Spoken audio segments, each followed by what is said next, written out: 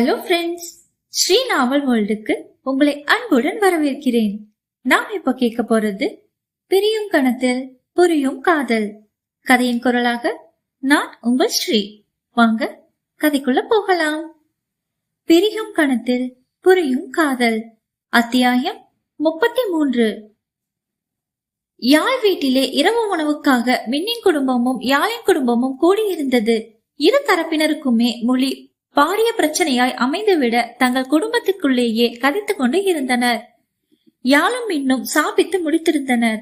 யாழை இரவு சடங்கிற்காக ரெடி செய்ய பார்வதி செல்ல கிருபாகரன் வந்திருந்த மற்றைய உறவினர்களுடன் பேசிக்கொண்டு இருந்தார். மின் தங்கள் குடும்பத்தாருடன் அறையில் இருந்தான். இன்னைக்கு பிரஸ்காரங்களை வரவிடாம பண்ண பட்ட பாதை போதும்டா. நாளைக்கு மீடியாக்காரங்களை நீயோ இனியும் மீட் பண்ணியே ஆகணும். அதோட லாரா இப்ப ஆலன் கூட இருக்கா. அவங்க அப்பாவுக்கு இப்பதான் விஷயம் தெரிஞ்சிருக்கு. அவளை தேடிட்டு இருக்காங்க. சியோ, ஹேஜூன், அந்த பொண்ணை காப்பாத்த வேண்டியது உன்னோட கடமை. அவ உனக்கு இவ்ளோ நாளா சப்போர்ட்டிவா இருந்தா. அவங்க அப்பா உனக்கு போன் பண்ணிட்டே இருக்காரு. ஆனா இங்க பாருடா, நீ பண்றதெல்லாம் எனக்கு கொஞ்சமும் பிடிக்கல. உன் அப்பா சொன்னதாலதான் இங்க ஒத்துக்கிட்டேன். இந்த பொண்ணு நம்ம குடும்பத்துக்கு சரியா இருக்க மாட்டா. அரா அம்மா, கொஞ்சம் வாய மூடு. இது அண்ணா லைஃப். அவனுக்கு பிடிச்ச பொண்ணு கூட தான் வாழுவான். அவன் லைஃப ஸ்பாயில் பண்ண பாக்காதம்மா. யாழினி ரொம்ப நல்லவங்க. மீன் அரா, இனிமே யாழினி அண்ணின்னு சொல்லி பழகு. அத்தோட அம்மா, இது ஏன் லைஃப். தயவு செஞ்சு என் இஷ்டப்படி வாழ விடுங்க. யாழ் கூட வாழ போறது நான் தான், நீங்க இல்ல.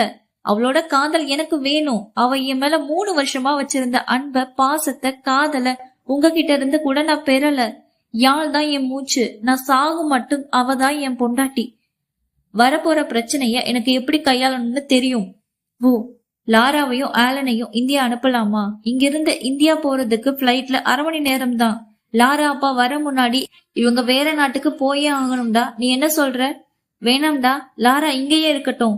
ஆனா ரொம்ப பாதுகாப்போட நம்ம ஆட்களோட இருக்கட்டும். நீயும் அவ கூட போய் இருடா.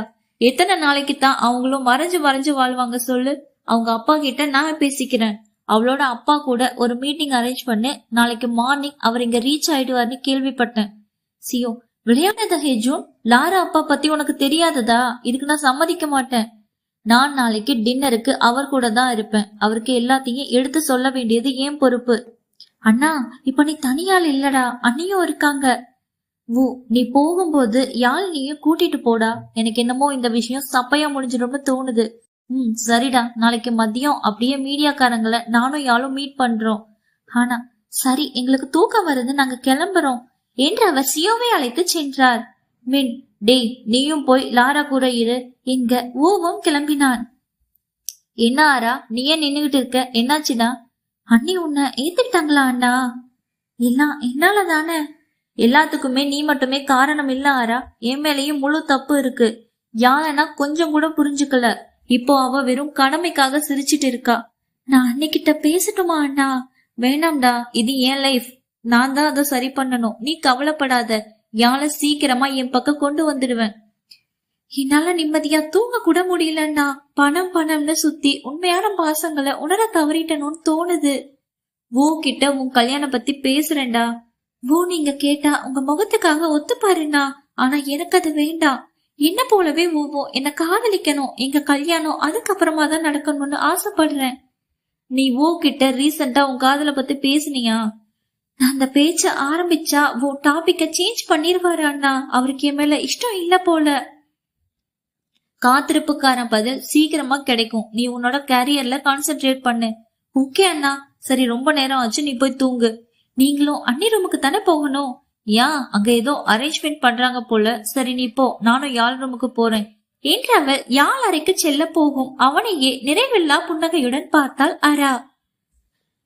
அபி மூவருக்கும் சொல்லிக் கொடுத்தபடி இருந்தான். இன்று ஜீவியும் அருளுடன் தங்கிவிட்டு காலையில் வீட்டுக்கு செல்வதாகத்தான் இருந்தது. அருளை எல்லாருமே நன்றாக கவனித்துக் கொண்டனர். ஜீவி அவளுக்கு சொல்லிக் கொடுக்கும் போது வராத பொறாமை எல்லாம் ஹர்ஷ் சொல்லி தரும் போதுதான் வரும் அபிக்கு. ஓகே காய்ஸ், எல்லாருமே ரொம்ப ப்ரிப்பேர்டா இருக்கீங்க. நாளைக்கு நல்ல எக்ஸாம் செய்யலாம். சோ இப்ப எல்லாரும் போய் தூங்குங்க. நல்லா லேட் ஆயிடுச்சு. நாளைக்கு காலையில சீக்கிரமா எழுப்பி விடுறேன், படிக்கலாம். நான் கொஞ்ச நேரம் படிச்சுட்டு போய் தூங்குறேன். ஜீவி வா, உனக்கு ரூம் காட்டுறேன். நான் சொன்ன நீ கேட்கவே மாட்டேன் அருள். இரவிரவா முடிச்சு எக்ஸாம் ஹால்ல தூங்கிடுவ. நீ போய் படு. நான் ஹர்ஷாவை வீட்டுல விட்டுட்டு வரேன். வந்து கதவை பூட்டிக்கோ. நான் திரும்ப வரும்போது நீ தூங்கி இருக்கணும். ஹர்ஷா, நான் குழந்தையா சார், நான் போய்ப்பேன். நீங்களும் போய் தூங்குங்க. என் பொறுப்புலதான் 2 பேரும் வந்தீங்க. சோ நான் தான் பத்திரமா உங்களை பாத்துக்கணும். வா, எனக்கு ஒன்னும் பிரச்சனை இல்ல. அண்ட் இன்னைக்கு எனக்கு தூக்கமும் வராது என சிரித்தவன் வெளியே செல்ல அவன் பின்னே ஹர்ஷாவும் சென்றான். ஹர்ஷா நடந்துதான் வந்திருந்தான். இருவரின் வீடும் பக்கம்தான். வீதியில் இருவரும் நடந்தனர். அருள ரொம்ப பிடிக்குமா உனக்கு? சார், காலேஜ்ல தான் நான் உனக்கு சார் ஹர்ஷா. வெளியிலன்னா நல்ல ஃப்ரெண்டா பாரு, இல்ல உன் அண்ணனா பாரு. நான் கேட்டதுக்கு பதில் வரலையே. பிடிக்கும் சார். லவ்வா?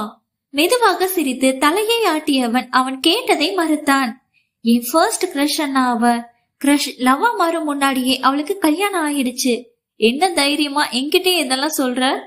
அருள் ரொம்ப சுட்டியா துருதுருன்னு இருக்கிற பொண்ணு. அவளோட அந்த எனர்ஜிக்கான ஆக்டிவிட்டிஸ் எனக்கு ரொம்பவே பிடிக்கும் அண்ணா.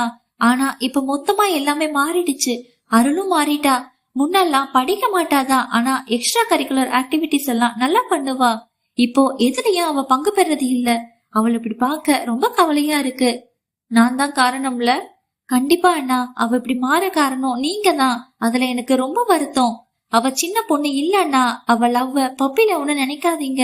அவளோட காதலுக்கும் உயிர் இருக்கு. அவளை கொஞ்சம் புரிஞ்சுக்கோங்க. நான் சொல்லி நீங்க காதல உணரக்கூடாது அண்ணா. நீங்களும் மத்தவங்க மாதிரி அவ உங்க குலம் இல்லைன்னு நினைக்கிறீங்களா? ஏய், என்ன பேசுற? அருளை என் கைக்கு வரும்போதே அவளை பத்தின எல்லாமே தெரியும். அவ கூட நான் க்ளோஸ் இல்லதான். ஆனா என்ன பொறுத்த வர அவளும் என் குடும்பம் தான், என் உசுறு தான். அருளை பிறந்து என் கையில வந்த போது குட்டியா கண்ணை உருட்டி உருட்டி பாப்பா ஹர்ஷா. என் சுண்ட விரலை பிடிச்சுக்கிட்டே சிரிப்பா. அந்த சிரிப்புல அப்பவே நான் விழுந்துட்டேன். இதோ இப்ப வர என்னால எழ முடியல. அப்பா மகளோட சிரிப்புல லயிக்கிற மாதிரி தான் இதுவும். எனக்கு கொஞ்சம் காலம் தேவைப்பட்டுச்சு. நான் யாழையும் சரி அருளையும் சரி என்னைக்குமே காதல்ங்கிற நோக்கத்தோட பார்த்தது கிடையாது. 2 பொண்ணுங்க இருக்கிற வீட்டுல என்ன நம்பி என் மாமா வளர்த்தாரு. அவருக்கு என்னால துரோகம் பண்ணவே முடியாது. யாழ் கூட கல்யாணம் பிக்ஸ் ஆகி அவ தான் இனி லைஃப்ல நினைச்சிட்டு இருந்தப்போதான் அருளவங்க நான் கல்யாணம் பண்ண வேண்டியதா போச்சு. அதோட அவளோட அந்த சூசைட் முடிவை என்னால இன்னைக்கு வரைக்கும் ஏத்துக்க முடியல. அவ பண்ணியிருந்த காரியத்தால உயிர் போயிருந்தா என்ன ஆயிருக்கும் ஹர்ஷா? அருள் தற்கொலை பண்ற அளவுக்கு போவான்னு நானும் எதிர்பார்க்கல அண்ணா. நான் பார்த்ததுலேயே அருள் ரொம்பவே தைரியமான பொண்ணு. எல்லாத்தையும் டைரக்டா ஃபேஸ் பண்ணுவா. அவகிட்ட இருந்து நானும் அதை எதிர்பார்க்கல. நானும் அருள் மேல காட்டுற கோவத்துக்கு காரணம் இந்த மேட்டர் தான். இந்த எக்ஸாம் முடிஞ்சதும் நான் அவகிட்ட நிறைய பேசணும். கண்டிப்பா பேசுகண்ணா. அவ கூட நீங்க வாழணும் அண்ணா. அவ சந்தோஷமா இருக்கணும். இனி என்னோட மூச்சு இருக்கிற வர அருள் என் கூட தான் இருக்க போறா. அவ சந்தோஷமா இருப்பா, இருக்கணும். கதைத்தபடி வர ஹர்ஷாவின் வீடும் வந்திருந்தது. ஹர்ஷா அபியை கட்டி அணைத்தான். குட் நைட் அண்ணா. குட் நைட் டா. நாளைக்கு எக்ஸாம்ஸ் நல்லா செய். ஈவினிங் எக்ஸாம் முடிஞ்சதும் வீட்டுக்கு வா. கண்டிப்பா அண்ணா. பாய் அண்ணா. பாய்டா. சிரிப்புடன் வீடு நோக்கி நடந்தான் அபி. அத்தியாயம் 34. யாழ் அறைக்குள் மின் நுழையவும் அறை மலர்களால் அலங்கரிக்கப்பட்டு முதலிரவுக்காக தயாராய் இருந்தது. யாழ் ஏற்கனவே அறைக்குள் தான் இருந்தாள். அணிந்திருந்த நகைகளை கலட்டி கொண்டு இருந்தாள். யாழ்மா, யூ லுக் பியூட்டிஃபுல் என்று முணுமுணுத்தபடி அவளை பின்னிருந்து அணைத்துக் கொண்டான் மின். மின், மரியாதையா கையை எடு, இல்லைன்னா சத்தியமா அடிச்சிடுவேன். முடியாது யாழ்மா, இந்த அணைப்ப நான் ரொம்ப மிஸ் பண்ணேன். எனக்கு நீ வேணும்டா. நீ என்ன அடிச்சாலும் பரவாயில்ல. கொஞ்ச நேரம் உன்னை நான் கட்டி பிடிச்சுக்கிறேன். அவன் பிடி இறுக்கமாக இல்லாததால் சுலபமாக அதிலிருந்து வெளியே வந்தாள். அவன் கன்னத்தில் உண்மையிலேயே அரைந்து விட்டாள் யாழ். சும்மா பேச்சுக்கு தாண்டி சொன்னேன்னு நினைச்சேன். உண்மையாவே அடிச்சுட்ட. எனக்கு பிடிக்கலன்னா ஏன் கிட்ட வரமேன்? உனக்கு சொன்ன புரியாதா? ஐ ஹேட் யூ. எனக்கு உன்னை பார்த்தாலே எரிச்சலா இருக்கு. தயவு செஞ்சு என்னோட வழியில வராத. யாழ், பரவாயில்ல, நீ தானே என்ன அடிச்ச. நான் பண்ணதுக்கு நீ இது கூட பண்ணலன்னதான் அதிசயம். நீ என்ன மிஸ் பண்ணியா இல்லையா அதெல்லாம் எனக்கு தெரியாதுடி. ஆனா நீ இல்லாம இந்த 8 மாசம் ரொம்பவே கஷ்டப்பட்டேன்டி. அப்போதான் உன்னை எவ்வளவு பிடிக்கும்னு தெரிஞ்சுக்கிட்டேன். இந்த மாதிரி டிராமா போடுறதால நான் உன்னை மறுபடியும் காதலிக்க போறது கிடையாது. உன்னை கல்யாணம் பண்ண பாவத்துக்கு வேண்டாம் வெறுப்ப வாத்து தானே ஆகணும். என்னால உன் மனச மாத்த முடியும் யாழ்மா. நான் இப்ப பேச வந்தது வேற விஷயமா. நாளைக்கு காலையில 9 மணி போல பிரஸ் மீட் இருக்கு. உங்க வீட்டு தோட்டத்துலதான் அரேஞ்ச் பண்ணி சொல்லி இருக்கேன். நம்ம 2 பேருமே அதுல கட்டாயம் கலந்துக்க வேணும். சோ நல்லா தூங்கி ரெஸ்ட் எடுத்துக்கோ. நான்லாம் உன் கூட வர மாட்டேன். யாழ், இது என்னோட பேஷனுக்காக செய்ய வேண்டிய ஒரு விஷயம். எனக்காக இந்த முறை கலந்துக்கோ. யாழ்மா. சரி, ஆனா பைத்தியக்காரத்தனமா ஏதாச்சும் கதைச்சாங்கன்னா எனக்கு கெட்ட கோவம் வருமே. நானே எல்லார்கிட்டயும் பேசுறேன்டா, நீ வந்து இருந்தா மட்டும் போதும். எதுவும் பேசாமல் கட்டில் அருகே சென்றவள் மலர் அலங்காரங்களை பார்த்து வெறுமையாக சிரித்தாள். அதை மெதுவாக தட்டிவிட போனவளை மின்னின் குரல் தடுத்தது. யாழ், ஏன் இப்படி டெக்கரேட் பண்ணிருக்காங்க? நம்ம முதலிரவுக்காக என் அம்மாவும் அப்பாவும் நான் இன்னும் வெர்ஜின் பொண்ணுன்னு நினைச்சிட்டாங்க போல. ஆனா நான் தான் அவங்க நம்பிக்கையெல்லாம் உடைச்சிட்டேனே. அந்த வயசுல உணர்ச்சியை கட்டுப்படுத்த முடியாம தப்பு பண்ணிட்டேன். வெறும் அழக பார்த்து காதல் விழுந்து காதலிச்சவன என் மனச பார்த்தானா இல்ல உடம்ப பார்த்தானான்னு தெரியாம மாய உலகத்துல சிக்கி போயிருந்தேனே. என் அப்பாக்கு உண்மை தெரிஞ்சா எவ்வளவு வேதனைப்படுவாரு. அவளோட வளர்ப்ப பொய்யா போச்சுன்னு நினைக்க மாட்டாரா? இதெல்லாம் இனியும் எதுக்காக இருக்கணும்? நான் எல்லாருக்குமே ஒரு கெட்ட உதாரணம் தான். என கத்தி அவள் கட்டில் விரிப்பை ஆவேசமாக எடுத்து கீழே எறிந்தாள். மலர் அலங்காரங்களை கீழே தள்ளி நாசம் செய்தவள் அழுகை பொங்கி வரவும் கத்தி அழ ஆரம்பித்து விட்டாள். அவள் அழுகை மனதை பிசைய அவள் அருகே சென்று அணைத்து கொண்டான் ஆதரவாய். உன்னோட தப்பு எதுவும் இல்லையாள்மா, எல்லாம் என் மேலதான் தப்பு. நான் தான் உன்னை அப்ரோச் பண்ணேன்டி, உன் மேல தப்பு இல்லடி. அல்லாத, எனக்கு கஷ்டமா இருக்குடி. என்ன தொடாத மீன், இங்கிருந்து போ, என தொந்தரவு பண்ணாத. அவள் பிடியிலிருந்து வெளியே வந்தவள் அவனை தள்ளிவிட்டு குளியல் அறைக்குள் நுழைந்து கொண்டாள். போகும் அவளையே வலியுடன் பார்த்திருந்தான் மின். வீட்டிற்குள் வந்த அபி அறைக்குள் செல்ல அங்கே அருள் இல்லை. அவள் அன்று ஜீவியுடன் உறங்கி இருந்தாள். கட்டிலில் விழுந்து புரண்டவனுக்கு தூக்கம்தான் வந்த பாடில்லை. அவள் இல்லாமல் திருமணமானது பின் தூங்கியதே இல்லை. அவள் பிரத்யோக மனம் அறையில் இல்லாது போக பைத்தியம் பிடிப்பது போல் இருந்தது அபிக்கு. இதுக்கு மேலும் தாங்காது என ஜீவி இருந்த அறைக்குள் சென்றான். ஜீவியின் அருகே நிம்மதியாய் உறங்கி இருந்தாள் அருள். எனக்கு மட்டும்தான் தூக்கம் வரலையாடி, நீ நல்லா தூங்குறியே. அருள், ஏதோ செய்யறடி என மனதிற்குள் புலம்பியவன் அவள் அருகே சென்று அவளை சிறிது நேரம் பார்த்தான். அவள் நிம்மதியாய் உறங்க தூக்கம் கலையாதவாறு அவளை மெதுவாக தூக்கி கொண்டவன் அவர்கள் அறைக்குள்ளே நுழைந்தான். அவன் அறைக்குள் வந்த போதே ஜீவி முழித்து விட்டாள். ஏதோ வித்தியாசமாய் இருக்கத்தான் முழிப்பு வந்தது. பார்த்தவள் கண்கள் இரண்டும் மகிழ்ச்சியில் விரிந்து போனதுதான் மறுக்க முடியாத உண்மை. அருள், உன் லைஃப் நல்லா மாறிடும்டி, எல்லாம் நல்ல விதமா நடக்கும்.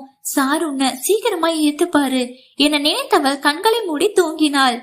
அறைக்குள் தூக்கி வந்தவன் தங்கள் பெட்டில் அவளை கிடத்தி விட்டு மின் விளக்கை அணைத்தான். இரவு விளக்கை ஒளிர விட்டவன் மனைவி முகத்தை நோக்கினான். தெளிவான சாந்தமான முகம் அது. அடியே, நான் முன்னெல்லாம் இப்படி இல்லடி, உன் முகத்தை தவிர எங்கேயும் பார்க்க மாட்டேன். ஆனா இப்பெல்லாம் என்னோட கண்கள் தப்பு பண்ண ஆரம்பிச்சிச்சுடி. உன்னை கண்ட மெனிக்கு பாக்குதுடி. நீ ஃபுல் ஸ்கர்ட் டிஷர்ட்ல ரொம்ப அழகா இருப்ப தெரியுமா? அங்கங்க தொட்டு பார்க்கணும் போல இருக்கே. உன் கைய பிடிச்சிட்டே நடக்கணும் போல இருக்கு. உனக்கு கட்டி அணைக்கணும் போல இருக்கு. எனக்கு தோணுற மாதிரி உனக்கு தோன்றது இல்லையாடி? என்ன முழுசா வெறுத்துட்டியா? இப்ப கூட பாரு, நீ நிம்மதியா தூங்குற. ஆனா என்னால நீ இல்லாம முடியலடி. அவன் பார்வையாலேயே வருடி செல்ல தூக்கத்திலும் அழகாய் சிரித்தாள். உன்னோட சிரிப்புல ஏதோ வச்சிருக்க அருள். உன்னோட அந்த சிரிப்புக்கு நான் ரொம்ப அடிமையாகிட்டேன் அருள். வர வர நானும் காதலிக்க ஆரம்பிச்சிட்டேன் போல அருள். உன்னை திட்டினா எனக்கு வலிக்குதுடா. ஆனா இப்பெல்லாம் நீ ரொம்பவே மாறி போயிட்டமா. நான் வளர்த்த என் பிள்ளை ரொம்ப வெகுளி பொண்ணு. ஆனா இப்ப இருக்கிற அருள் ரொம்பவே தெளிவான ஒருத்தி. நான் சொல்ற எதையும் கேட்க மாட்டா. நான் சொல்றதுக்கு எதிராதான் செய்வா. ஆனாலும் எனக்கு இவ்வளவுதான் பிடிச்சிருக்கு. முழுசா என் காதல உணர்ந்ததும் உன்கிட்ட அடுத்த நிமிஷம் வந்து சொல்ல வேண்டி. சீக்கிரமாவே நம்ம ஒண்ணு சேருவோம் அருள். திகட்ட திகட்ட வாழுவோம்டி. நிறைய குழந்தைங்க பெத்துக்கலாம் என புலம்பியவன் அவன் முதலில் அழுத்தமாக முத்தம் வைத்தான். அவன் பேசிய எதுவும் பாவம் நன்கு உறக்கத்தில் இருந்த அருளுக்கு தெரியாமல் போனதுதான் விந்தையிலும் விந்தை. அடுத்த நாள் காலை அழகாக புலர்ந்து கொண்டே இருந்தது. அருளும் ஜீவியும் சீக்கிரமாகவே எழுந்திருந்தனர். காலையில் எழுந்த அருளின் கண்களுக்குத்தான் அவர்கள் அறையில் படுத்திருந்தது பெரிதாக கருத்தில் பதியவில்லை. வழக்கமாக தூங்கி எழும் இடம் என்பதால் எவ்வித வித்தியாசமும் தெரியவில்லை. அவளை பின்னிருந்து அணைத்தபடி படுத்திருந்தான் அபி. இரவு தாமதமாக உறங்கியதால் இன்னும் அவன் எழவில்லை. வழமையாகவே அவன் இவ்வாறுதான் உறங்குவான். அதனால் அவள் ஒன்றும் பதறவில்லை. அவன் கைகளை மெதுவாக விலக்கி இழந்து கொள்ள முயற்சிக்க அவன் தூக்கமும் மெல்ல கனைந்தது. என்னடி? நான் எழுந்துக்கணும், கையெடுங்க. கொஞ்ச நேரம் தூங்கு, இரவு லேட்டா தானே தூங்குன. படிக்கணும், கைய விடுங்க. எதுவும் சொல்லாது கைகளை விலக்கி கொண்டான். அவள் குளியலறை சென்று ஃப்ரெஷ் ஆகி வர இவன் கட்டிலில் படுத்து உருண்டான். எவ்வளவோ முயற்சித்தும் கொஞ்சமும் தூக்கம் வரவில்லை. எழுந்து வெளியே செல்ல அருளும் ஜீவியும் படித்துக் கொண்டு இருந்தனர். நேராக கிச்சன் சென்றவன் மூவருக்கும் டீயை எடுத்து வந்தான். பிறகு அவர்களுடைய இருந்தவன் காலையும் சில பாடங்களை சொல்லிக் கொடுத்தான். நேரம் செல்ல செல்ல எழுந்து குளித்து இருவரும் ரெடியாகி வந்தனர். ஜீவி தன் குடும்பத்தாருடன் போனில் கதைக்க வெளியே சென்றிருந்தாள். அருள், அருள், இங்க வா.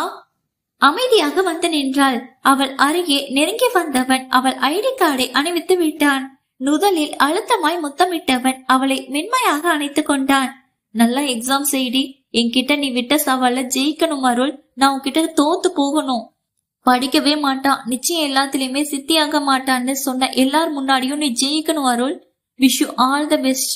எதுக்குமே பயப்படாத. நீ படிச்ச கேள்விதான் வரப்போகுது. நிதானமா செய்யணும். உங்க வகுப்புக்கு நான் சூப்பர்வைசிங் பண்ண முடியாது. அதனால நான் இங்க இருக்க மாட்டேன். கேள்விக்கு விட தெரியலன்னா அழக்கூடாது. உனக்கு தெரிஞ்ச வேற கேள்விகளை செய். டைம் அடிக்கடி கவனிச்சுக்கோ. Thank you so much. இப்பவும் மாமா சொல்ல மாட்டியாடி? நீ எக்ஸாம் முடிச்சுட்டு சீக்கிரமா வா. நம்ம இன்னைக்கு யாழ் வீட்டுக்கு போகணும். நேத்து நம்ம இன்னைக்கு கிஃப்ட் கூட கொடுக்கல. இன்னைக்கு போயிட்டு கொடுத்துட்டு வந்துடலாம், சரியா? நீங்க மட்டும் போயிட்டு வாங்க, நான் வரல. நான் என் பொண்டாட்டி கூட நின்று சேர்ந்து கொடுக்கணும்னு ஆசைப்பட்ட அருள். உனக்கு வர இஷ்டம் இல்லைன்னா என்னோட மனசு எவ்வளவு வலிக்கும்னு யோசிச்சு பாருடி. சரி விடு, நான் மட்டுமே போயிட்டு வரேன். நீ வீட்டுக்கு வந்துட்டு போன் பண்ணு. நைட் நாம வெளியே போகலாம். கொஞ்சம் மனசு விட்டு பேசலாம். நானும் அக்கா வீட்டுக்கு வரேன். ஆனா நிறைய நேரம் நிக்க சொல்லி சொல்லக்கூடாது.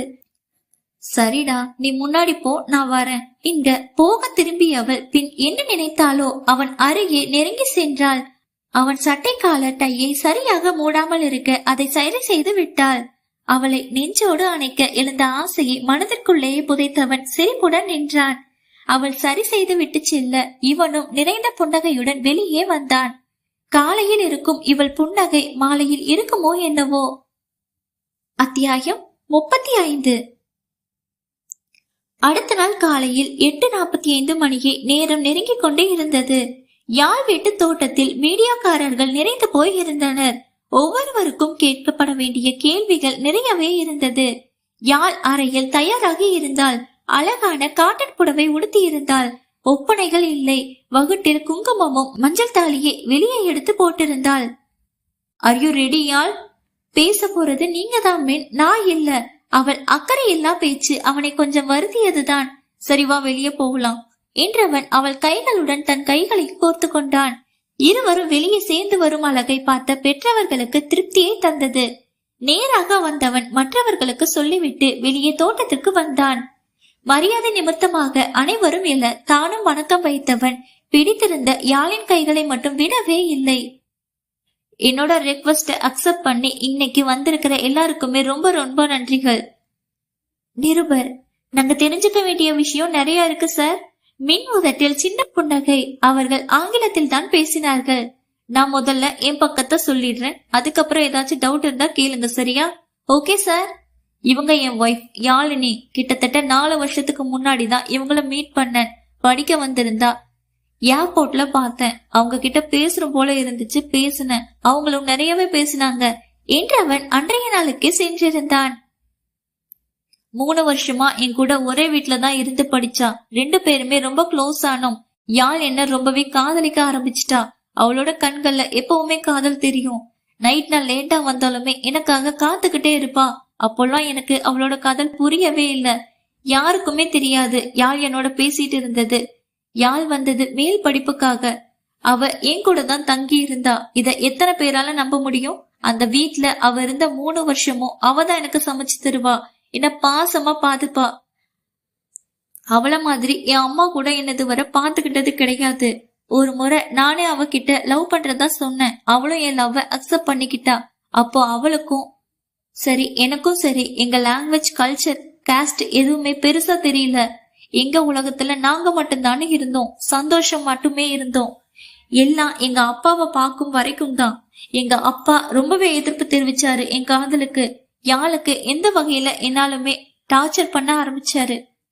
அவளுக்கு அதெல்லாம் தெரியாது, நான் தெரியவும் விடல. ஒரு கட்டத்துக்கு மேல அவ உயிருக்கே என் காதலால ஆபத்து வந்துடுச்சு.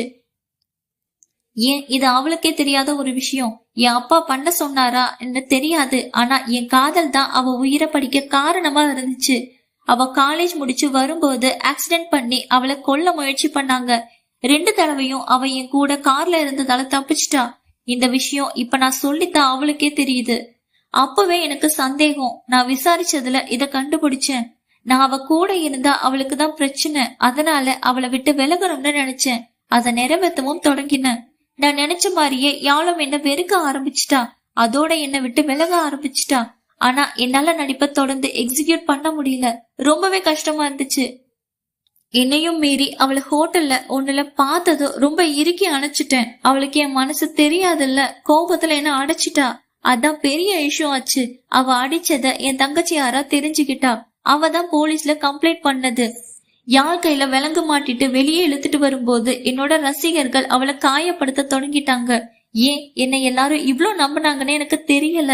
ஆனா அந்த நேரம் தப்பே பண்ணாம என்னோட யாழ் கூனி குறுகி போயிருந்தா. விஷயம் கேள்விப்பட்டு நான் அங்க வந்தேன். என்னோட உயிரே போயிடுச்சு. யாழுக்கு சின்னதா ஏதாச்சும் பாதிப்பு வந்தாலும் என்னால தாங்க முடியாம இருக்கும். அவ தலையில இருந்து ரத்தம் வந்த போது பாதி செத்துட்டேன். அவளோட கண்கள் காட்டின வழிய என்னால இப்பவும் மறக்க முடியல. அவளை கட்டி பிடிச்சி என் கைக்குள்ள பொத்தி வச்சிருக்கணும்னு தோணுச்சு. அவ அதுல இருந்து என்ன வெறுத்துட்டா. என் மேல இருந்த மொத்த நம்பிக்கையும் அவளுக்கு போயிடுச்சு. அவ கிளம்பி இங்க வந்துட்டா. அவ இல்லாம பைத்தியம் பிடிக்கிற மாதிரி இருந்துச்சு. என்னோட கரியர்ல கான்சென்ட்ரேட் இல்லாம போச்சு. அந்த நேரத்துல எனக்கு ரொம்ப ப்ரெஷர். லாராவை நான் அப்போதான் மீட் பண்ணேன். என் பேரண்ட்ஸ் பார்த்த அலைன்ஸ். அவங்க ஆலன்கிறவங்கள காதலிச்சாங்க. 2 பேருமே லைஃப்ல ஒரே ஒரு பிரச்சனை, அந்தஸ்து குறைஞ்ச ஒருத்தரை காதலிச்சதுதான். 2 பேருக்குமே வீட்டுல மேரேஜ் ப்ரெஷர் பண்ணாங்க. அதான் நாங்க கிளியரா ஒரு முடிவு எடுத்தோம். அதான் கான்ட்ராக்ட் மேரேஜ். எங்களுக்குள்ள 6 மந்த் தான் கான்ட்ராக்ட். இந்த 6 மந்த் தீர்க்க வேண்டிய பிரச்சனைய தீர்த்துட்டேன். இப்போ ஃபைனலா எல்லா பிரச்சனையும் முடிச்சிட்டேன். உடனே என் யாழை தேடி வந்துட்டேன். இப்போ என் மனைவியா இருக்கா. மனசு ரொம்ப நாளைக்கு அப்புறம் சாந்தமா இருக்கு, அமைதியா இருக்கு. நிருபர், யாழினிக்கு இந்த பிரச்சனை எல்லாம் தெரியுமா? நான் இப்ப சொல்லும் வரைக்கும் அவளுக்கு எதுவுமே தெரியாது. மேடம் என் மேல ரொம்ப கோபத்துல இருக்காங்க. மேம், நீங்க எப்பவுமே சார் மேல கோபமா தான் இருக்கீங்களா? கண்டிப்பா கோபம் குறையாது. ஏன்னா மின் தந்த காயங்கள் அப்படி. என்னத்தான் காரணம் சொன்னாலும் மனம் அமைதி அடையாது. ஆனா மின்ன கல்யாணம் பண்ணாம வேற யாரையாச்சும் கல்யாணம் பண்ணியிருந்தா இப்போ இருக்கிற நிம்மதி கூட கிடைக்குமான்னு தெரியல. சாரோட குடும்பத்தை பத்தி என்ன நினைக்கிறீங்க மேடம்? எனக்கு மின்ன மட்டும்தான் தெரியும். அவங்க குடும்பம் பத்தி எதுவுமே தெரியாது. அவங்க குணமும் தெரியாது. போக போக தெரிஞ்சுக்கலாம். இனி எதுவுமே மாற போறது கிடையாது.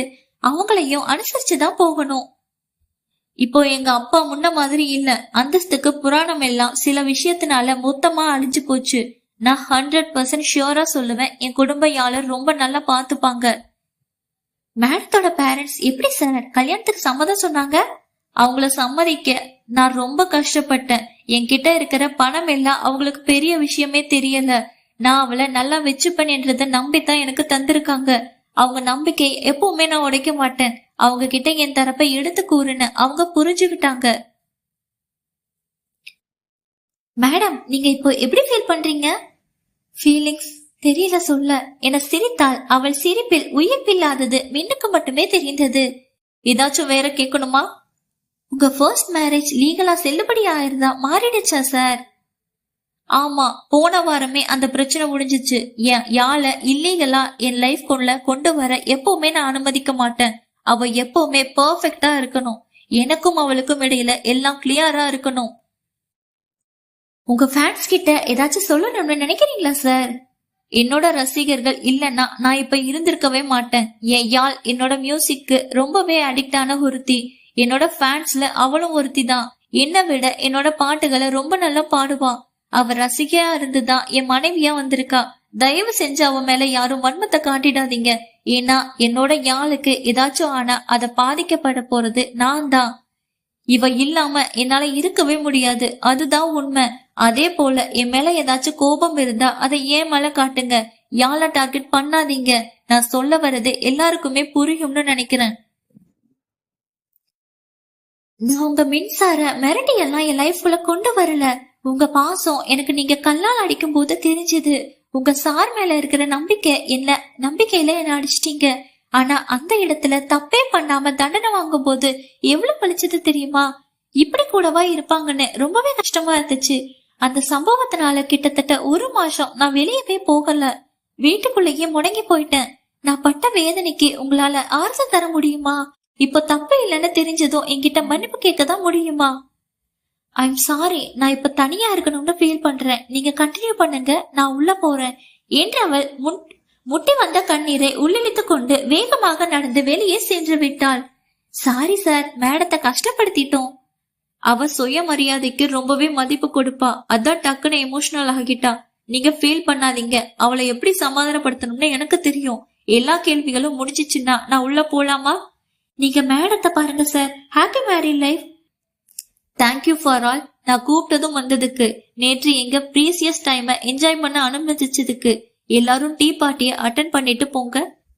என்னோட கைண்ட் ரெக்வெஸ்ட் இது என சிரிப்புடன் எழுந்தவன் வேகமாக உள்நோக்கி நடந்தான். யாழ் ரொம்பவே மனசுடைஞ்சு பேசினா அவளை நான் தான் பழையபடி மாத்தணும் என நினைத்தவன் அவளை காண அறைக்குள் நுழைந்தான். அத்தியாயம் 36. நேரம் மதியத்தை நெருங்கி கொண்டு இருந்தது. அறைக்குள் நுழைந்த யாழ் மனதை கஷ்டப்பட்டு சமப்படுத்தி வைத்திருந்தாள்.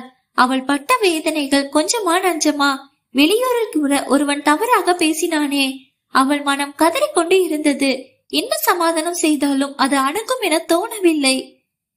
யாழ் என அழைத்தபடி மின் நுழைய முகத்தை வேறு பக்கமாக திருப்பிக் கொண்டாள். நான் கொஞ்ச நேரம் தனியா இருக்கணும் மின், பிளீஸ் வெளியே போங்க. நோயால் நான் உன்கிட்ட பேசணும். இது மட்டும் சொல்லுங்க. மீடியா முன்னாடி நீங்க சொன்னது பொய் தானே? நிறைய உண்மையும் கொஞ்சம் பொய்யும் கலந்து சொன்னையால் நடந்ததை முழுசா சொல்ல ஒரு வாய்ப்பு தாயால். அதே நேரம் வெளியே கிருபாகரின் குரல் இவர்கள் பேச்சை தடை செய்தது. யாழ்மா, அபியும் அருளும் வந்திருக்காங்க. மாப்பிளைய கூட்டிட்டு வாடா. சரிங்கப்பா என்றவள் எழ மின்னும் எழுந்தான். என் தங்கச்சியும் மாமாவும் வந்திருக்காங்க, வெளியே போலாம். சரி வா என்றவன் அவள் பின்னே நடந்து வந்தான். வெளியே காலேஜ் பையை மாட்டியபடி வெளிஹாலில் அமர்ந்திருந்தாள் அருள். அபி அவள் அருகே கடுகடுத்தபடி அமர்ந்திருந்தான். அருள், உள்ள போலாம்டி, எல்லாரும் நம்மளதான் பாப்பாங்க. நீங்க உள்ள போங்க, நாளா போக கூடாது என்று கூறியபடி தலையை குனிந்து கொண்டாள். யாழ், வாங்க மாமா. என் அருள், உள்ள வாடி. உன் தங்கச்சி முதல்ல உள்ள வரலான்னு பாரு. இனி இவகிட்ட வான சொன்னா வரமாட்டாளாம். உள்ள வாடி. நம்ம வீட்டுக்கு வரதுல உனக்கு என்ன பிரச்சனை? இப்போ நான் உள்ள வர்றது உனக்கு பிரச்சனை இல்லாம இருக்கலாம் அக்கா. ஆனா இங்க வந்திருக்கிற மத்த சொந்தக்காரங்க, உன்னோட அம்மா அப்பா எல்லாருக்குமே பிரச்சனையா தெரியும்ல. அருள், நீ என்ன பேசுற? உள்ள வந்து டீ சாப்பிடு என கிருபாகரன் அழைத்தார். அவள் அமைதியாய் இருக்க அபிதான் அவள் கையை பிடித்து எழுந்தான். என் மேல கொஞ்சமாச்சும் மரியாதை இருந்தா உள்ள வாடி என்க அமைதியாக உள்ளே சென்றாள். அருளும் அபியும் சேர்ந்து யாழ் அருகே வந்தனர். உன் புருஷனையும் வர சொல்லியாள். யாரும் சொல்லாமல் யாழ் அருகே வந்து நின்றான் மின். அபியும் அருளும் சேர்த்து திருமணத்திற்கு வாழ்த்து தெரிவித்தனர். பின் தாங்கள் கொண்டு வந்திருந்த பரிசையும் கொடுத்துவிட்டு அருகே இடப்பட்ட கதிரையில் அமர்ந்தனர். பார்வதி இருவரும் அமர்ந்ததும் குடிப்பதற்காக டீயை எடுத்து வந்து கொடுத்தார். பதிலுக்கு பதில் பேசாமல் அமைதியாக எடுத்துக்கொண்டாள். பார்வதி, அருள், காலேஜிலிருந்து நேரா வரியா? இன்னைக்கு கடைசி எக்ஸாம் அத்த, அதுதான் முடிச்சுட்டு நேரா இங்க வரோம். இல்லைன்னா காலையிலேயே வந்திருக்கலாம். நேற்றே நாங்க வந்திருக்க வேணும். கிருபாகரன், பரவாயில்ல அபி. அருள், எக்ஸாம் எப்படி செஞ்ச? சுகமா இருந்துச்சா? சரி வாடி, நம்ம என்னோட அறைக்குள்ள போகலாம். நிறைய பேச வேண்டியது இருக்கு என யாழ் இழுக்க. பொறுமையா பேசலாம் யாழ். நானும் உங்க அப்பாவும் அபிகிட்டையும் அருள் கிட்டையும் கொஞ்சம் பேச வேண்டியது இருக்கு. நான் உள்ள போகட்டுமா என மீன் கேட்க, யாழ், இருங்க மீன், உள்ள போய் என்ன பண்ண போறீங்க என முறைக்க அமைதியாகி விட்டான். எங்க கிட்ட என்ன பேசணுமாமா?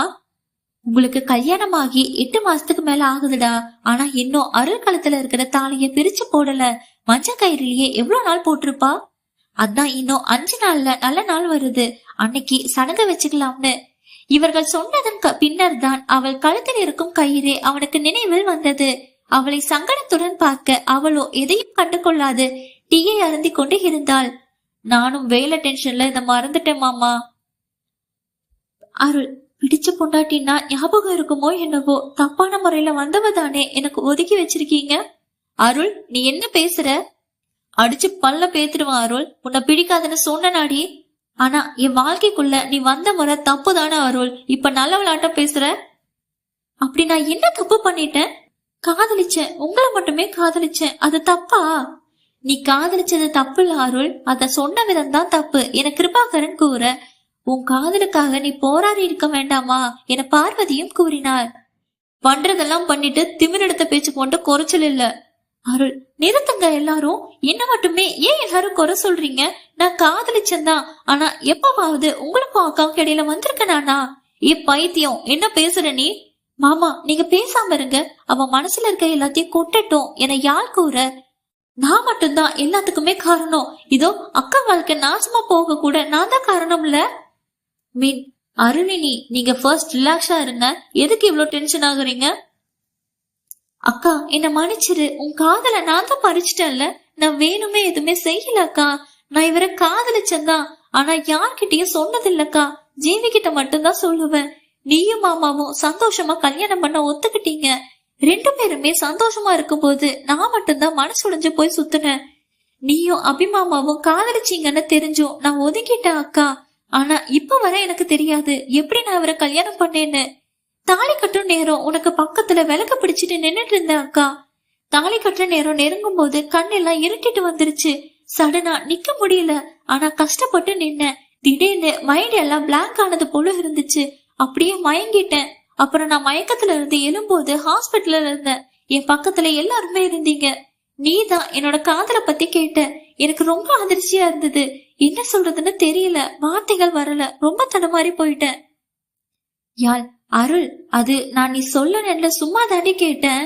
சத்தியமா தெரியாதுக்கா. எப்படி எனக்கு கல்யாணம் ஆச்சு, எப்படி மயங்கி விழுந்த, ஏன் இவர் தாலி கட்டினது கூட தெரியாதுக்கா. என் கல்யாணம் எப்படி நடக்கணும்னு எதிர்பார்த்தேன் தெரியுமா? ஆனா நானே உணராத சமயத்துல தாலி ஏறிடுச்சு. எனக்கு இப்ப கூட டவுட்டா இருக்கு, இவர் தான் தாலி கட்டினாரான்னு. அருள், சாவடிச்சிருவண்டி உன்ன. என்ன பேசுற நீ? அபி, கொஞ்சம் அமைதியாரு. அருள் பேசி முடிக்கட்டும், பேசலாம். கண் விழிச்சதும் மாமா அடிச்சாரு. ஏன்னு கூட தெரியல. ஒருவேளை அவரோட காதல நான் கெடுத்துட்ட அப்படிங்கறதாக இருக்கலாம். நான் என்னோட அப்பான்னு நினைச்சவரும் என்ன ரொம்பவே திட்டினாரு. ஏன்னு அப்ப புரியல. என்ன மாமா இழுத்துட்டு போனாரு. வீட்டுக்கு போனதும் மாமா ரூமுக்கு போயிட்டாரு. எனக்கு எல்லாமே புதுசா இருந்துச்சு. இரவு வரைக்கும் யோசிச்சுட்டே இருந்தேன். காலையில இருந்து எதுவுமே சாப்பிடல. ரொம்ப பசிச்சது. மாமா கிட்ட கேட்டேன். ஆனா மாமா ரொம்பவே திட்டாரு. கையில காசு கூட இல்ல. இனியும் சுயமரியாதைய விட்டு கேட்க கூடாதுன்னு அதுக்கப்புறம் நான் கேட்கல. அடுத்த நாள் அப்பா அம்மாவை பாக்கலான்னு போனேன். ஆனா எல்லாருமே என் மனசு புரிஞ்சுக்காம திட்டி அனுப்புனாங்க. அங்க நிக்க முடியல. இருந்து காலேஜுக்கு போயிட்டேன். காலேஜ்ல காதல கேட்க முடியாத வார்த்தைகள் எல்லாம் சொல்லி எனக்கு பின்னாடி பேசினாங்க. அக்கா லவ் பண்ணவன கல்யாணம் பண்ணிக்கிட்டா என்ன செய்தாலும் தெரியல, பாவம் இவ அக்கா வாழ்க்கை நாசமா போச்சு இப்படின்னு நிறைய பேசினாங்க. அங்க இருக்க முடியல. அதனால அங்க இருந்து எழுந்து போயிட்டேன். அலனும் போல இருந்துச்சு. ஆனா அழுகைய கட்டுப்படுத்தி வச்சிருந்தேன். வகுப்புக்கு வந்தேன். மாமா கிளாஸ் முடிச்சுட்டு வெளியே வந்தாரு. எப்படி திட்டினாரு தெரியுமா? அங்க உடைஞ்சு போன அருள்தான். இதோ இன்னும் வர அதுல இருந்து எழுந்துக்க முடியாம தமைச்சு போயிருக்கேன். பாத்திரம் விளக்கு தான் லாய்க்கு, உனக்கு எல்லாம் எதுக்கு படிப்பு நிறைய கேட்டாருக்கா. அந்த நேரம் என் மேல நம்பிக்கை வைக்க யாரும் இல்லைன்னு நினைச்சேன். எனக்காக நான் எதிர்பார்க்காத ஒருத்தன் எழுந்தான். ஹர்ஷா, என்னோட நண்பன், எனக்காக ரொம்ப சப்போர்ட்டிவா கதைச்சான். ஜீவியும் தோல் கொடுத்தா. கொஞ்சம் நிம்மதியா ஆறுதலா இருந்துச்சு. அங்க நிக்க முடியல. அப்படியே ரோட்ல பைத்தியம் மாதிரி நடந்து போயிட்டு இருந்தேன். ரொம்ப பசிச்சது. வாழ்க்கையில அப்படி பசியில நான் இருந்ததே இல்லக்கா. என்னோட ஃபேவரட் ஆரியபவன் உணவகத்தை கடந்து வந்தேன். மனம் மூக்க தொலைச்சது. ஆனா வாங்கி சாப்பிட காசு இல்லையே. 1 ரூபா கூட என்கிட்ட அப்ப இல்ல அக்கா. ரொம்பவே கஷ்டமா இருந்துச்சு. சரின்னு நடந்து வந்தேன். கோவில் வந்துச்சு. மனசு பாரமா இருக்கவும் கடவுள்கிட்ட சொல்லி அழணும்னு நினைச்சு அங்க பிரசாதம் தருவாங்க, அது பசிய போக்குன்னு நம்பி போனேன். ஆனா அங்க நான் எதிர்பார்க்காததெல்லாம் நடந்துருச்சு. இதோ இப்ப வர என் மனசு ஏத்துக்க முடியாத அளவுக்கு தவிக்குது அந்த உண்மையால என கதறி அழுதவளின் வாய்மொழி கேட்டு கூட இருந்தவர்களுக்கும் கண்ணீர் தான் வந்தது. அபியால் அதற்கு மேல் தாங்க முடியவில்லை. அவளையே பார்த்தான். அவளும் பார்த்தாள். ஆனால் பார்வையில் தான் உயிர் இல்லையே. அவள் மனதில் இருந்ததை எல்லாம் கொட்டி விட்டு அழுதாள். இவ்வளவு நாள் தேக்கி வைத்திருந்த கண்ணீர் வந்து கொண்டே இருந்தது. அத்தியாயம் 37. அருள் குரலில் அளவுக்கு அதிகமான வேதனை நிறைந்து இருந்தது. கண்ணீரும் சுரைந்து கொண்டே இருந்தது. இன்னும் இன்னும் சொல்லிக் கொண்டே போனால் அவள் ஒவ்வொரு வார்த்தையிலும் அபிமானது அடிபட்டு கொண்டே போனது. அந்த கோயில் பூசாரி சொல்றாரு, நான் கிருபாகரன் ஐயா பொண்ணு இல்லையா, அனாத கலதுன்னு சொன்னாரு. நான் நம்பவே இல்லையே. இருந்தாலும் என் அப்பா கிட்ட கேட்டு இவங்களுக்கு எல்லாம் பதிலடி கொடுக்கணும்னு நினைச்சேன். ஆனா ஆனா என்னோட நினைப்பு எல்லாத்தையும் பொய்ன்னு அந்த நிமிஷம் புரிய வச்சுட்டாங்களே. நான் இந்த ஆத்த பொண்ணு இல்லைங்கிறத இந்த மூளையால ஏத்துக்கவே முடியலக்கா. கண்ணெல்லாம் இருட்டிக்கிட்டே வந்துச்சு. மயங்கிட்டேன். எழுந்துக்கவே கூடாதுங்கிற எண்ணத்துலதான் விழுந்தேன். ஆனா கடவுள் என் கோரிக்கையை ஏத்துக்கவே இல்ல. கண்ணு முடிக்கும் போது பக்கத்துல எல்லாரும் இருந்தாங்க. அப்ப புரிஞ்சது ஏன்னா அபிமாமாவை கல்யாணம் பண்ணதால இவங்க எல்லாம் கோபப்பட்டாங்கன்னு. ஏன்னா நான் தான் இவங்க குலத்த பொண்ணே இல்லையே. நான்லாம் என்ன சாதியோ என்ன மதமோ. அப்ப முடிவு பண்ண இவங்க இனி எனக்கு பேரண்ட்ஸ் இல்லைன்னு, இவங்கள அம்மா அப்பான்னு கூப்பிடக்கூடாதுன்னு மனசுல ரொம்ப பதிய வச்சுட்டேன். ஆசையா சின்ன வயசுல இருந்தே அபிசார மாமான்னு தான் கூப்பிடுவேன்.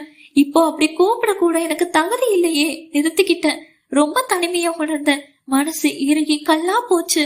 ஒவ்வொரு வாட்டியும் அக்கா மேல காட்டுற அன்ப ஏன் மாமா என் மேல காட்டல? மாமா கொஞ்ச நாள் என் மேல ரொம்ப அக்கறை எடுத்து கவனிச்சாரு. என்னையும் பொண்டாட்டியா ஏத்திருப்பாருன்னு திரும்பவும் மனக்கோட்டை கட்டிச்சு என்னோட இதயம். ஆனா அதுவும் அன்னைக்கு சல்லி சல்லியா உடைஞ்சு போச்சு. யாரோ கேட்க சொல்றாரு அவரு லவ் பண்றது அக்காவன்னு.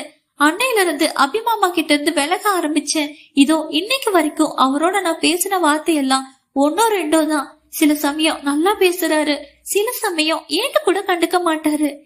இன்னைக்கு என் கூட ஹர்ஷாவும் ஜீவி இல்லைன்னா நான் உயிரோட இருந்திருப்பேன். ஆனா இப்படி கொஞ்சமாவது உயிர் போட இருந்திருப்பேனான்னு தெரியல அக்கா. இந்த கல்யாணம் எல்லாரும் எதிர்த்து நடந்துச்சா? அதான் என் வாழ்க்கையும் நாசமா போயிடுச்சு. அவ்வளவுதான், என் வாழ்க்கை முடிஞ்சு போச்சு. இந்த கல்யாணம் நடந்ததே பெருசு. இதுல எனக்கு தாலி பிரிச்சு போட என் அம்மா அப்பா இருக்காங்களா? இல்ல. அத அக்கறைப்பட்டு செய்ய என்னை கட்டிக்கிட்டவருக்கு மனசுதான் இருக்கா? எதையும் ரசிச்சு நடத்த இந்த கல்யாணம் 100% லவ் மேரேஜும் இல்ல, அரேஞ்ச் மேரேஜும் இல்ல. ஆரம்பத்துல ஆசை இருந்துச்சு, அதெல்லாம் கருகி போய் நாள் ஆச்சு அக்கா. அதை எதிர்பார்க்க தகுதி இல்லைன்னு தெரிஞ்சதும் மனசு மறத்து போச்சு. இப்போ இருக்கிற அருளுக்கு எந்த எதிர்பார்ப்புமே இல்ல அக்கா. வாழணுமேன்றதுக்காக வாழ்ந்துட்டு இருக்கா. சாகத்தான் தெரியல, வாழ்ந்துதான் காட்டலாமேன்னு ஒரு எண்ணம். அவள் மனம் கவலைகளை கொட்டிவிட்டதில் ஏனோ நிம்மதியாய் உணர்ந்தது. யாழிற்கோ மிகுந்த குற்ற உணர்வாய் போய்விட்டது. அருளுடன் அன்று விளையாட்டுக்கு சொன்னதை அவள் தவறாக எடுத்துக்கொண்டது அவளை மிகவும் வேதனைக்கு உள்ளாக்கியது. கிருபாகரனால் நிமிர்ந்து அருளை பார்க்கவே முடியவில்லை. என்ன இருந்தாலும் செல்லமாய் அவளை வளர்த்தாரே. ஒருவேளை யாழும் படிப்பில் கவனமாய் இல்லை எனில் கண்டிப்பாய் கண்டித்துதான் வளர்த்திருப்பார். ஆனால் யாழ் படிப்பில் முதலிடத்தில் இருந்ததால் அவர் கண்டிக்க வேண்டிய அவசியம் வரவில்லை. இன்று அருள் அதையும் தப்பாக நினைத்திருப்பாளோ என்ற எண்ணம் சரியாய் அவர் மண்டையில் உரைத்தது. அருளும் அதை எத்தனையோ தடவை சிந்தித்துதான் இருந்தார். என்ன என்று அதை சொல்லி காட்டவில்லை, அவ்வளவுதான். அபிக்கு என்ன சொல்வதென்றே தெரியவில்லை. அவளுக்கு தற்போது என்ன சொன்னாலும் மனம் ஆறப்போவதில்லையே. மின், Arulini, I am very sorry. And யாழும் உங்க கணவரும் காதலிக்கவே இல்ல. ஆக்சுவலா யாழும் நானும் தான் 3 years லவ் பண்ணோம். எங்களுக்குள்ள சின்ன மிஸ் அண்டர்ஸ்டாண்டிங். சத்தியமா சொல்றேன், இவங்க 2 பேருமே காதலிக்கவே இல்ல அருள்னி. என் கூட சண்டை வந்ததுனாலதான் யாழ் இங்க வந்ததும் கல்யாணத்துக்கு உங்க அப்பா கேட்க என் மேல இருந்த கோபத்துல அவன் ஒத்துக்கிட்டா. அபி ப்ரோ எனக்கு தெரிஞ்ச வரை யாரையுமே காதலிக்கல. உங்க மனசு எல்லாத்தையுமே தப்பாதான் பாத்துருக்கு. உங்களுக்கு புரியாது சார் என் வேதனை. என் அக்கா உங்களை காதலிச்சாங்கிற விஷயம் எனக்கு புதுசுதான். ஆனா அபிமாமா அக்காவை தானே காதலிச்சாரு. நான் தான் எல்லாத்தையுமே கெடுத்துட்டேன். நீங்க ஏமா அப்படி யோசிக்கிறீங்க? எல்லாம் முடிஞ்சு போச்சு சார், விடுங்க. நான் வீட்டுக்கு கிளம்புறேன். ரொம்ப பசிக்குது. என் வயித்த நான் தான் பாத்துக்கணும். என்னை பாத்துக்க 10 பேரெல்லாம் இங்க இல்லையே. என சிரித்தவள் தன் புத்தக பையை எடுத்துக்கொண்டு கிளம்பினாள். அருள் நில்லு, நானும் வரேன். அருள் போகாதடி, நான் சொல்றத கேளு. என்ன பாக்கியா கத்த. நான் எதையுமே கேட்டு சமாதானம் ஆகிற நிலைமையில இல்ல. என்ன விட்டுருங்க. நான் எப்பவுமே உங்களை டிஸ்டர்ப் பண்ண மாட்டேன். யாழ், அருள் இன்னும் பேசி முடிக்கல, நில்லு. உனக்கு தெரியாத கேள்விக்கு நான் விட சொல்றேன். இத தெரிஞ்சு என்ன பலனக்கா? நீ எப்படி கல்யாணத்துல மயங்கினன்னு உனக்கு தெரிய வேண்டாமா அருள்? அவள் நிமிர்ந்து யாழை பார்த்தாள். அவள் கண்களில் தெரிந்து கொள்வதற்கான ஆசை இருந்தது. ஜீவிதான் உனக்கு லோ சுகர் மாத்திரைய பால்ல கலந்து தந்தா, அதைத்தான் நீ நைட்டு குடிச்ச. காலையிலயும் அதே மாத்திரைய டீல கலந்து தந்தா, அதனால உன் சுகர் லெவல் கம்மியாச்சு. அதுதான் மயங்கி விழுந்துட்ட. கல்யாணத்துக்கு முதல் நாள் இரவுதான் ஜீவி உன்னோட காதலை பத்தி என்கிட்ட சொன்னா. நாங்க சேர்ந்துதான் இத பண்ணோம். நான் தான் நீ எழுதுனத போல சூசைட் லெட்டர் எழுதின. அத நான் தான் நீ மயங்கி விழுந்ததும் வாசிச்சேன். எங்க பிளானுக்கு ஒரு டாக்டரும் உதவி பண்ணாங்க. நான் தான் எல்லாரையுமே பேசி கன்வின்ஸ் பண்ணி நீ மயக்கமா இருக்கும்போது உன் கல்யாணத்தை நடத்தின. யாழினி கத்தியே விட்டாள். அருள் அனைவரையும் ஒரு பார்வை பார்த்தவள் அமைதியாக வெளியே நடக்க ஆரம்பித்தாள். யாழ் ஒரு மூலையில் விழுந்து கிடந்தாள். அடித்தது அபிதான். அவன் கண்கள் சிவந்து போய் இருந்தது. கோபத்தில் கை நரம்புகள் எல்லாம் முறுக்கேறி இருந்தது. அவன் முகம் பிங்க் நிறமாய் இருந்தது. சின்ன வயசிலிருந்து அடித்ததே இல்லை. இன்று கோபம் தாங்காமல் அடித்து விட்டான். மின் தான் அபி சட்டையை பிடித்து விட்டான். கிருபாகரன் பாக்கியா பேசும் நிலையில் இல்லை. எங்களுக்கு இடையில நீ வராத. எனக்கும் இனிக்கும் இருக்கிற பிரச்சனைய நாங்க பாத்துப்போம். யார் மீன் மாமா சட்டைய விடுங்க. தப்பெல்லாம் என் மேலதான் இருக்கு. பிளீஸ் அவன் மேல இருந்து கையை எடுங்க. எல்லா பிரச்சனைக்குமே நான் தான் காரணம். அபியை முறைத்தபடியே அவன் மேலிருந்து கையை எடுத்தவன் யாழை தூக்கி விட்டான். ஒருவேளை ஓவர் டோஸ் ஆகி என்னோட அருள் செத்து போயிருந்தா உன்னால அவளை திருப்பி கொண்டு வந்திருக்க முடியுமா? இனி எப்பவுமே நீ செய்யறது சரியா இருக்கும்னு நினைச்சிருக்கேன். இன்னைக்கு அது தப்போன்னு என்ன நினைக்க வச்சுட்ட. என் அருள் செத்து இருந்தா உன்னால திருப்பி தந்திருக்க முடியுமா? அவ இல்லைன்னா இந்த வீடு சந்தோஷமா தான் இருந்திருக்குமா? சத்தியமா நான் வேணும்னு எதையும் பண்ணலாமாமா? அவ வாழ்க்கையை மட்டும்தான் யோசிச்சேன். அவ காதலிச்ச அவளோட மாமாவை அவளுக்கு கொடுக்கணும்னு நினைச்சேன். இதுக்கு நீ ரீசன் சொல்லி உன் தரப்ப நியாயப்படுத்த பாக்காத. இனி ஏன் என்கிட்ட சொல்லி இருக்கலாமே? மாமா அருள் உன்னை காதலிக்கிறா, என்னால எப்படி அவ மனச உடைக்க முடியும்? நீங்க அவளை கல்யாணம் பண்ணிக்கீங்களேன்னு நீ சொல்லி இருந்தா நான் யோசிச்சிருக்க மாட்டேனா? உங்க 2 பேரையுமே நான் ஒரே மாதிரி தானே வளர்த்தேன். இனி அவ மனசுல உடைக்கிற மாதிரி நான் நடந்திருக்க மாட்டேனே. அது உனக்கு புரியவே இல்லையா? என் வாழ்க்கைய காரணம் காட்டி நீங்க அருளை தவிர்த்துருவீங்களோன்னு ரொம்ப பயந்துட்டேன் மாமா. ஆனா நான் டாக்டரை கன்சல்ட் பண்ணிதான் அதை பண்ணேன். நானா செய்யல மாமா. என்ன இருந்தாலும் நான் செஞ்சது தப்புதான். உங்களுக்கு இடையில உறவு ஸ்மூத்தா இருக்குன்னு தான் நினைச்சேன். சண்டை போட்டாலும் டாமன் செரி போல இருப்பீங்கன்னு நினைச்சேன். அப்பவே இதான் பிரச்சனைன்னு தெரிஞ்சிருந்தா உண்மையா நான் சொல்லி இருப்பேன் மாமா என்று அவள் கதறியால அவள் கண்களை துடைத்து விட்டான். சரி சரி விடு, என்ன மன்னிச்சிரு. அவசரப்பட்டு உன்னை அடிச்சிட்டேன்டா. பரவாயில்ல மாமா, அருளுவ எப்படியாச்சும் கன்வின்ஸ் பண்ண பாருங்க மாமா. அவளை பார்த்தா எனக்கு பயமா இருக்கு. ரொம்பவே விரத்தியா வேற பேச ஆரம்பிச்சுட்டா. நான் அவகிட்ட மன்னிப்பு கேட்கணும். என்ன மன்னிப்பாளா மாமா? எனக்கு தெரியல. இனி அருள் என்கிட்ட முன்ன மாதிரி பேசுவலான்னு எனக்கு தெரியல. நான் அவளை கொஞ்சம் நஞ்சமா திட்டுனேன். என்னென்ன வார்த்தை சொல்லிட்டேன் தெரியுமா? நிச்சயம் அவ எதையுமே மறக்கவும் மாட்டா. நான் அவளை கொஞ்சம் கொஞ்சமா தான் சமாதானப்படுத்தணும். பாக்கலாம், காலப்போக்குல மாறுவான்னு நம்புறேன். அவ தனியா போயிட்டா, நானும் கிளம்புறேன். மாமா அத்தை என்ன மன்னிச்சிருங்க. இனி கண்டிப்பா அருள்வ நான் நல்லா பாத்துப்பேன் என கூறியவன் தளர்ந்த நடையுடன் வெளியேறினான். உறவுகளின் சத்தம் கேட்டு காலையிலேயே கலகலப்பாக இருந்த வீடு மதியமே அருளுவால் சோக கடலில் ஆழ்ந்து போனது. மின்னின் குடும்பத்தார் எதுவும் புரியாமல் முழித்துக் கொண்டே இருந்தனர். அவர்களுக்கு புரிய போவதும் இல்லை. தொடரும். என்ன நண்பர்களே, கதை பிடிச்சிருக்கா? கதை உங்களுக்கு பிடிச்சிருந்துச்சுன்னா லைக் பண்ணுங்க, கமெண்ட் பண்ணுங்க, ஷேர் பண்ணுங்க. மறக்காம நம்ம சேனலை சப்ஸ்கிரைப் பண்ணுங்க. மீண்டும் அடுத்த அத்தியாயத்தில் சந்திப்போம். அதுவரை உங்களிடமிருந்து விடைபெறுவது நான் உங்கள் ஸ்ரீ. நன்றி, வணக்கம்.